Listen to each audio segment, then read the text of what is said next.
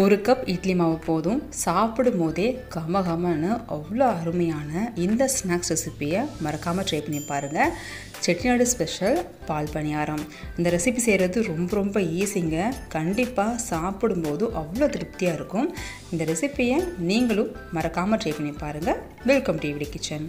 இந்த ரெசிபிக்காக ஃப்ரெஷ்ஷாக உடைச்ச தேங்காயிலேருந்து அரை முடி தேங்காய் எடுத்திருக்கேன். அரை முடி தேங்காய் முழுசையும் எடுத்துகிட்டு இதே மாதிரி குட்டி குட்டியாக கட் பண்ணி மிக்ஸி ஜாரில் எடுத்துக்கோங்க. கூடவே 4 இல்லை 5 ஏலக்காய் சேர்த்துட்டு தண்ணியும் சேர்த்து திக்கான தேங்காய் பாலாக வடித்து எடுத்துக்கோங்க.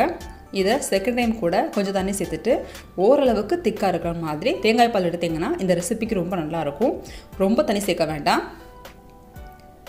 நம்ம இன்றைக்கி செய்கிற ரெசிப்பியில் எந்த ஒரு பொருள் வேஸ்ட் ஆகாதுங்க. பிகாஸ் தேங்காய் பால் எடுத்ததுக்கப்புறமா தேங்காயுடைய சக்கையை வேஸ்ட் பண்ணாமல் ஒரு தட்டில் கொட்டி நல்லா பரவலாக சன்ட்ரைங்கில் சுத்தமான பிளேஸில் வச்சு நல்லா காய விட்டு எடுத்தீங்க அப்படின்னா நம்ம கடையில் வாங்கக்கூடிய டெசிகேட்டட் கோகோனட் ரெடி ஆயிரும். அதாவது காய்ந்த தேங்காய் துருவல். பாருங்கள், இதே மாதிரி தட்டில் நல்லா பரவலாக கொட்டி இது காய வச்சு எடுத்து வச்சுக்கலாம்.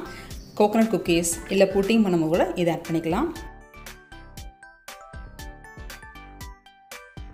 இப்போ தேங்காய் பால் கூட அரை கப் அளவு நாட்டு சர்க்கரை சேர்த்து நல்லா மிக்ஸ் பண்ணி எடுத்து வச்சுக்கோங்க. இது பார்க்குறதுக்கும் சரி சாப்பிடும்போதும் சரி ரொம்ப ரம்மியமாக இருக்கும். இப்போது தேங்காய் பால் ரெடி ஆகிடுச்சு. தேங்காய் எடுத்ததுக்கப்புறம் சிரட்டை அதாவது கொட்டாங்குச்சியை நல்லா வாஷ் பண்ணி இதே மாதிரி ஒரே ஒரு ஹோல் போட்டு எடுத்து வச்சுக்கோங்க. இந்த ரெசிபிக்காக 1 கப் அளவு ஃப்ரெஷ்ஷாக அரைச்ச இட்லி மாவு எடுத்திருக்கேன். இது கூடவே அரை கப் அளவு அரிசி மாவு சேர்த்துக்கோங்க. ஏற்கனவே இட்லி மாவில் உப்பு இருக்குது. தேவையான மட்டும் ஒரு 1/4 டீஸ்பூன் அளவு உப்பு சேர்த்துட்டு இது நல்லா தண்ணி சேர்த்து மிக்ஸ் பண்ணிக்கோங்க. தண்ணி ரொம்பவே அளவாக சேர்க்கணும். கிட்டத்தட்ட ஜிலேபி மாவு மாதிரி, அதாவது மாவு உங்கள் கண்ட்ரோலில் இருக்கணும்.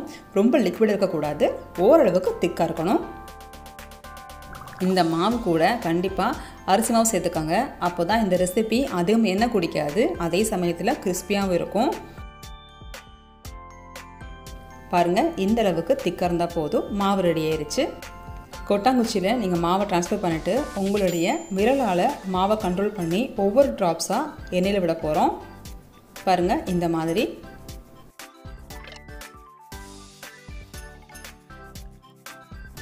நான் எண்ணெயை காய வச்சுருக்கேன். ஓரளவுக்கு ஹீட் ஆயிடுச்சு. நான் சொன்ன மாதிரியே மாவை கொஞ்சம் கொஞ்சமாக நீங்கள் இந்த சிரட்டை வழியாக விடலாம். ஃபர்ஸ்ட் டைம் பண்ணும்போது உங்களுக்கு ப்ராப்பர் ஷேப் வராது. அடுத்தடுத்து பண்ணும்போது ஷேப்ஸ் ரொம்ப ப்ராப்பராக வரும். ஒருவேளை உங்களுக்கு எண்ணெய் அதிகமாக குடித்தா இன்னும் கூட கொஞ்சம் அரிசி மாவு சேர்த்துட்டு மிக்ஸ் பண்ணி அதுக்கப்புறமா நீங்கள் ரெசிபி செய்ய ஆரம்பிக்கலாம். ஒரு 30 செகண்ட் வெந்தால் மட்டும் போதும். அப்படியே திருப்பி விட்டு ஒன்று போல் சிவந்து வந்ததுக்கப்புறமா இதை அப்படியே வெளியே எடுத்துருங்க. முடிஞ்சால் டிஷ்யூ யூஸ் பண்ணுங்கள். எண்ணெயை முழுசாக வடிகட்டி எடுத்துடலாம். இது நான் செகண்ட் ரவுண்டில் போட்ட பணியாரம். பார்க்குறதுக்கு அவ்வளோ அழகாக முத்து முத்தாக இருக்கும்.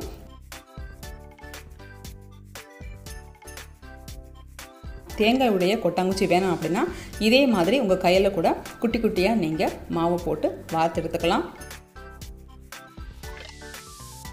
எல்லாத்தையும் பொரிச்சு எடுத்தாச்சு.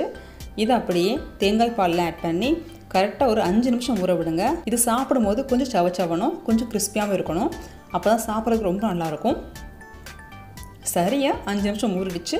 அவ்வளோதான். ரொம்ப சிம்பிளான ஈஸியான இந்த ரெசிபியை மறக்காமல் ட்ரை பண்ணி பாருங்கள். செட்டிநாடு ஸ்பெஷல் பால் பணியாரம் ரெசிபி. இந்த ரெசிபி பிடிச்சிருந்தா மட்டும் சேனலை சப்ஸ்கிரைப் பண்ணி சப்போர்ட் பண்ணுங்கள். இந்த வீடியோவை உங்கள் ஃப்ரெண்ட்ஸ் கூட ஷேர் பண்ணிக்கோங்க. சேனலை சப்ஸ்கிரைப் பண்ணுங்கள். தேங்க்யூ ஃபார் வாட்சிங்.